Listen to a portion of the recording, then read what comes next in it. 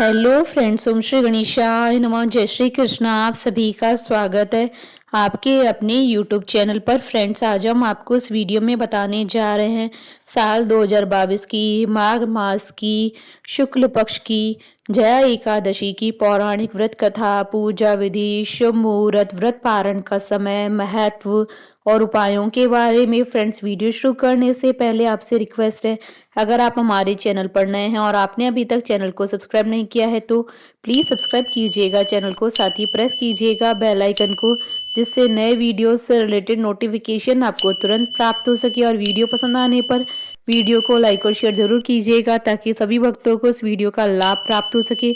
और comment box में जय श्री कृष्णा जरूर लिखिएगा। हिंदू धर्म में एकादशी एक महत्वपूर्ण तिथि है। एकादशी व्रत की बड़ी महिमा है। पद्म पुराण के अनुसार स्वयं महादेव जी ने नारद जी को उपदेश देते हुए कहा था कि एकादशी महान पुण्य देने वाली होती है। एकादशी प्रत्येक महीने में 2 बार आती है, एक शुक्ल पक्ष में, दूसरी कृष्ण पक्ष में। पूर्णिमा के बाद आने वाली एकादशी को कृष्ण पक्ष की एकादशी और अमावस्या के बाद आने वाली एकादशी को शुक्ल पक्ष की एकादशी कहते हैं। जो भक्त एकादशी के दिन उपवास करते हैं वे उपवास के नियमों का कड़ाई से पालन करते हैं तथा अगले दिन सूर्योदय के बाद ही उपवास समापन करते हैं। एकादशी व्रत के दौरान सभी प्रकार की अनाज का सेवन वर्जित होता है। जो लोग किसी कारणवश एकादशी व्रत नहीं रखते हैं उन्हें एकादशी के दिन भोजन में चावल का प्रयोग नहीं करना चाहिए तथा झूठ व परनिंदा से बचना चाहिए।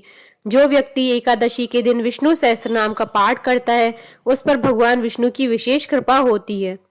हिंदू पंचांग के अनुसार माघ महीने के शुक्ल पक्ष की एकादशी को जया एकादशी कहते हैं। इस एकादशी को अजा एकादशी भी कहते हैं। जया एकादशी को बहुत ही पुण्यदायी एकादशी माना जाता है। यह एकादशी का व्रत करने से सभी तरह के पापों से मुक्ति मिल जाती है। शास्त्रों के अनुसार इस एकादशी का व्रत करने से मनुष्य को भूत प्रेत पिशाच से मुक्ति मिल जाती है। मान्यता के अनुसार जो कोई भक्त जया एकादशी की व्रत का पालन सच्ची श्रद्धा के साथ करता है उसे पुण्य की प्राप्ति होती है। इस दिन भगवान विष्णु का पूजन करने से सभी प्रकार के दोषों से मुक्ति मिलती है। इस दिन विष्णु जी की पूजा की जाती है। उन्हें पुष्प, जल, अक्षत, रोली तथा विशिष्ट सुगंधित पदार्थ अर्पित किए जाते हैं। इस दिन व्रत करना बेहद फलदायी होता है। मान्यता है कि जो व्यक्ति इस दिन व्रत करता है उसे भूत प्रेत पिशाच जैसी योनियों में जाने का भय नहीं रहता है। इससे व्यक्ति को उसके सभी कष्टों से मुक्ति मिल जाती है। हिंदू धर्म ग्रंथों में इसका महत्व बहुत अधिक बताया गया है। इसका उल्लेख भव्योत्तर पुराण और पद्म पुराण में भगवान कृष्ण और राजा युधिष्ठिर के बीच बातचीत के रूप में मौजूद है। इस दिन दान पुण्य का बहुत अधिक महत्व है। इस दिन जो व्यक्ति दान करता है वो कई गुण अर्जित करता है। जया एकादशी की पुण्य के कारण मनुष्य सभी पापों से मुक्त होकर जीवन के हर एक क्षेत्र में विजय प्राप्त करता है और मोक्ष का अधिकारी हो जाता है। भगवत पुराण में बताया गया है कि जो मनुष्य समस्त भौतिक तथा सांसारिक सुख प्राप्त करना चाहते हैं उन्हें जया एकादशी का व्रत अवश्य करना चाहिए। फ्रेंड्स, अब आइए जानते हैं जया एकादशी के शुभ मुहूर्त के बारे में। हिंदू पंचांग के अनुसार इस साल जया एकादशी 12 फरवरी 2022 शनिवार के दिन है। माघ शुक्ल एकादशी तिथि प्रारंभ होगी 11 फरवरी 2022 को दोपहर 1:52 पर और माघ शुक्ल एकादशी तिथि का समापन होगा 12 फरवरी 2022 को सुबह 4:27 पर। व्रत पारण का समय रहेगा 13 फरवरी 2022 को सुबह 7:05 से सुबह 9:19 तक। हरिवासर समाप्ति का समय रहेगा 13 फरवरी 2022 को शाम 6:42 पर। फ्रेंड्स, अब आइए जानते हैं जया एकादशी की पूजन विधि के बारे में। जया एकादशी व्रत के लिए उपासक को व्रत से पूर्व दशमी के दिन ही एक ही समय सात्विक भोजन ग्रहण करना चाहिए। व्रती को संयमित और ब्रह्मचर्य का पालन करना चाहिए। प्रातः काल स्नान के बाद व्रत का संकल्प लेकर धूप, दीप, फल और पंचामृत आदि अर्पित करके भगवान विष्णु की श्री कृष्ण अवतार की पूजा करनी चाहिए। रात्रि में जागरण कर श्री हरि के नाम के भजन करने चाहिए। द्वादशी के दिन किसी जरूरतमंद व्यक्ति या ब्राह्मण को भोजन कराकर दान दक्षिणा देकर व्रत का पारण करना चाहिए। जया एकादशी व्रत कथा। धर्मराज युधिष्ठिर बोले, हे भगवान, आप स्वदेज, अंडज, उद्दिज और जरायुज चारों प्रकार के जीवों की उत्पन्न और पालन तथा नाश करने वाले हैं। अब आप कृपा करके माघ शुक्ल एकादशी का वर्णन कीजिए। इसका क्या नाम है, इसके व्रत की क्या विधि है और इसमें कौन से देवता का पूजन किया जाता है। श्री कृष्ण कहने लगे कि हे राजन, इस एकादशी का नाम जया एकादशी है। इसका व्रत करने से मनुष्य ब्रह्म हत्या आदि पापों से छूटकर मोक्ष को प्राप्त होता है तथा इसके प्रभाव से भूत पिशाच आदि योनियों से मुक्त हो जाता है। इस व्रत को विधि पूर्वक करना चाहिए। अब मैं तुमसे पद्म पुराण में वर्णित इसकी महिमा की एक कथा सुनाता हूँ। देवराज इंद्र स्वर्ग में राज करते थे और अन्य सब देवगण सुख पूर्वक स्वर्ग में रहते थे। एक समय इंद्र अपनी इच्छा अनुसार नंदन वन में अप्सराओं के साथ विहार कर रहे थे और गंधर्व गान कर रहे थे। उन गंधर्वों में प्रसिद्ध पुष्पदंत तथा उसकी कन्या पुष्पवती और चित्रसेन तथा उसकी स्त्री मालिनी भी उपस्थित थे। साथ ही मालिनी का पुत्र पुष्पवान और उसका पुत्र माल्यवान भी उपस्थित थे। पुष्पवती गंधर्व कन्या माल्यवान को देखकर उस पर मोहित हो गई और माल्यवान पर काम बाण चलाने लगी। उसने अपने रूप लावण्य और हाव भाव से माल्यवान को वश में कर लिया। हे राजन, वह पुष्पवती अत्यंत सुंदर थी। अब वे इंद्र को प्रसन्न करने के लिए गान करने लगे, परंतु परस्पर मोहित हो जाने के कारण उनका चित्त भ्रमित हो गया था।